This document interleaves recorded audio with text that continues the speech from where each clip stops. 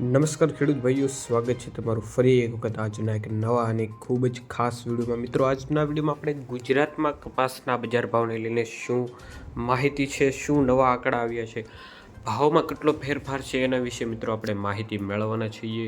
અને આ અત્યારે જે ભાવ ચાલી રહ્યો છે અને ઘણા ખેડૂતોના મનમાં હવે સવાલ છે કે હવે શું બજાર ભાવ વધવાનો છે, ખેડૂતોને હવે 1800થી 1900 રૂપિયા સુધીનો ભાવ મળશે કે નહીં.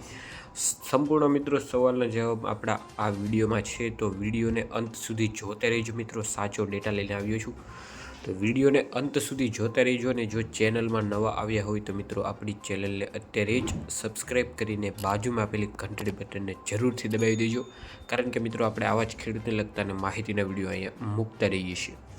અને તમારા મિત્રોને પણ શેર કરી દેજો. હવે અત્યારે મિત્રો ગુજરાતમાં કપાસના સરેરાશ બજાર ભાવની વાત કરીએ તો એ છે મિત્રો 7,000થી લઈને 7,400 રૂપિયા પ્રતિ ક્વિન્ટલ.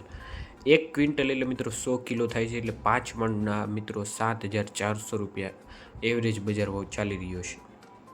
ઘણા મંડીઓમાં મિત્રો 7,379 રૂપિયા સુધીનો ભાવ પણ છે, અને ઘણામાં મિત્રો 8,100 રૂપિયા પ્રતિ ક્વિન્ટલ પણ ભાવ પહોંચી ગયો છે. અને અત્યારે ખરાબ કપાસની મિત્રો વાત કરીએ તો એ છે મિત્રો 6,250 રૂપિયાથી લઈને 7,471 રૂપિયા પ્રતિ ક્વિન્ટલ. આ મિત્રો અત્યારે હાલના બજાર ભાવ છે. અને સૌથી ઊંચામાં ઊંચા બજાર ભાવની વાત કરીએ તો એ અમુક માર્કેટયાર્ડોમાં છે. રાજકોટ, જામજોધપુર અને વિસાવદર માર્કેટયાર્ડમાં મિત્રો 8,200 રૂપિયાથી લઈને 9,050 રૂપિયા સુધીનો ભાવ બોલાઈ રહ્યો છે. આ મિત્રો એક જ વખત ઊંચામાં ઊંચા ભાવ હોય છે, આ દરરોજ નથી બોલાતા, પણ ઘણી વખત આ ભાવ બોલાઈ જાય છે, કારણ કે કપાસની ક્વોલિટી સારી હોય છે. હવે મિત્રો સવાલ એ છે કે 1800થી 1900 રૂપિયા ભાવ પહોંચવાનો છે કે નહીં. તો મિત્રો આપણે જે ઇન્ટરનેશનલ એમએસપી માર્કેટયાર્ડ છે, એમએસપી, એમાં મિત્રો અત્યારે ખૂબ જ ઝાઝો ઘટાડો છે, કારણ કે ટેરિફ અને ઇમ્પોર્ટ ડ્યુટી થોડીક હાઈ થઈ ગઈ છે. એટલે મિત્રો જે મિલ હોય એની મિત્રો ડિમાન્ડ પણ ઘટી છે, જેના કારણે હવે મિત્રો વધવાનો ભાવ તો નોખી વાત છે, પણ હવે ભાવ થોડો ઘટી શકે છે, એની શક્યતા બહુ ઝાઝી જોવામાં આવે છે અત્યારે.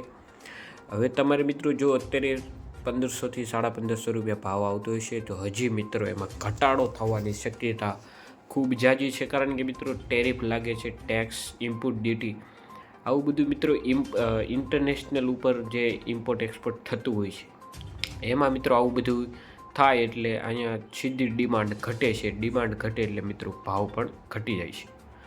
તો મિત્રો આ અત્યારની માહિતી, જો તમને વિડીયો પસંદ આવી તો લાઈક, સબસ્ક્રાઈબ અને શેર કરવાનું બિલકુલ ન ભૂલતા મિત્રો. અને તમારા મિત્રોને પણ શેર કરી દેજો ખાસ કરીને.